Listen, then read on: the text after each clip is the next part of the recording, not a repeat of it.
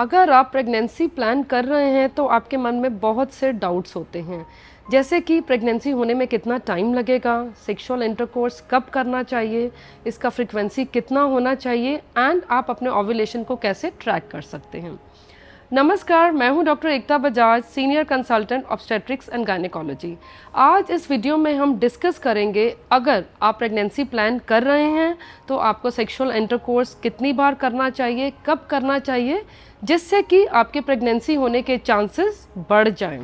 तो आप इस वीडियो के एंड तक बने रहें और अगर आप नए हैं या फिर अभी तक आपने चैनल सब्सक्राइब नहीं किया तो ज़रूर सब्सक्राइब करें और अगर आपको वीडियो अच्छा लगे तो शेयर करें, लाइक करें।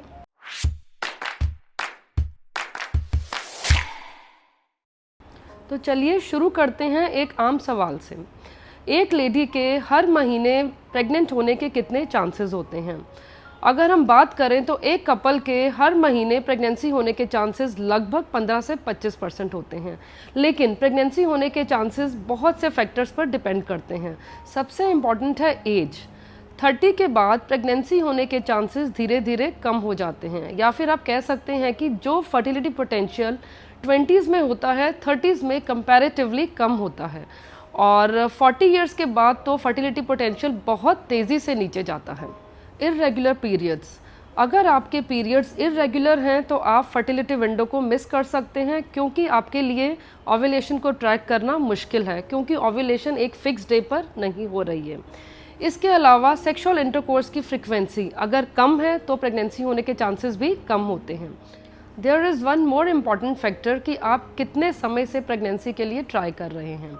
अगर आपको 1 साल से ज़्यादा हो गया है लेकिन फिर भी कंसीव नहीं कर पा रहे हैं तो हो सकता है आप किसी फर्टिलिटी प्रॉब्लम से सफ़र कर रहे हैं और आपको ज़रूर अपने डॉक्टर से कंसल्ट करना चाहिए ताकि वो डायग्नोज कर सकें और साथ ही साथ इसके लिए ट्रीटमेंट भी स्टार्ट कर सकें। तो देखा जाए तो किसी भी प्रेगनेंसी के लिए मेंस्ट्रुअल साइकिल या ओव्यूलेशन का बहुत ही इम्पॉर्टेंट रोल है और इसके बारे में सही जानकारी होना बहुत ही ज़रूरी है। तो इस वीडियो में आगे बढ़ते हुए समझते हैं कि मेंस्ट्रुअल साइकिल होता क्या है।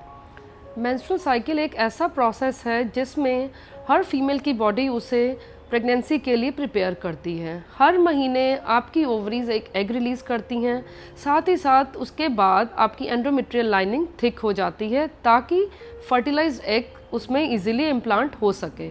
अगर एग फर्टिलाइज नहीं हुआ तो ये एंडोमेट्रियल लाइनिंग शेड हो जाती है और मेंस्ट्रुअल ब्लड के रूप में बाहर आ जाती है।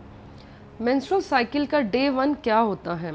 जब आपको ब्राइट रेड ब्लड दिखना शुरू हो तब आप उसको डे 1 कंसिडर करें and not just spotting, and menstrual cycle ends 1 day before your next period starts.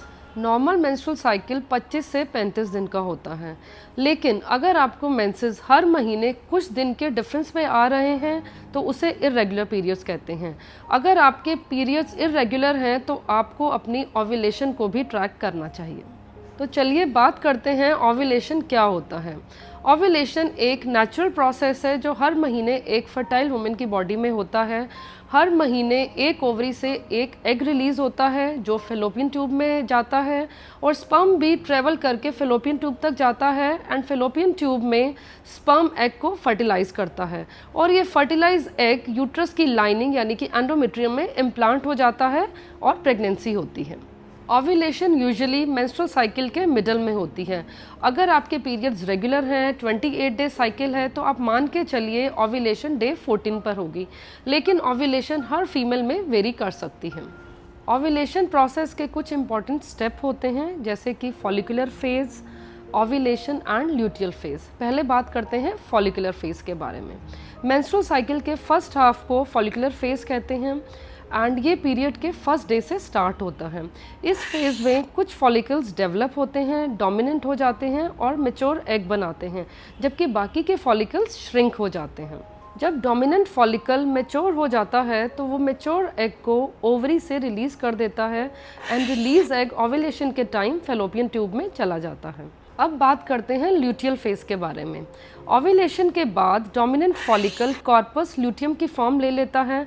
Corpus luteum progesterone hormone को प्रोड्यूस करता है और प्रोजेस्टेरोन हार्मोन के प्रोड्यूस होने से एंडोमेट्रियल लाइनिंग थिक हो जाती है ताकि वो इम्प्लांटेशन के लिए रेडी हो जाए। अगर एग फर्टिलाइज नहीं हुआ तो कॉर्पस ल्यूटियम डिसइंटीग्रेट हो जाता है और जिसकी वजह से प्रोजेस्टेरोन के लेवल कम हो जाते हैं और यूट्रस की लाइनिंग शेड हो जाती है और पीरियड शुरू हो जाते हैं। तो चलिए समझते हैं how do ovulation and pregnancy work.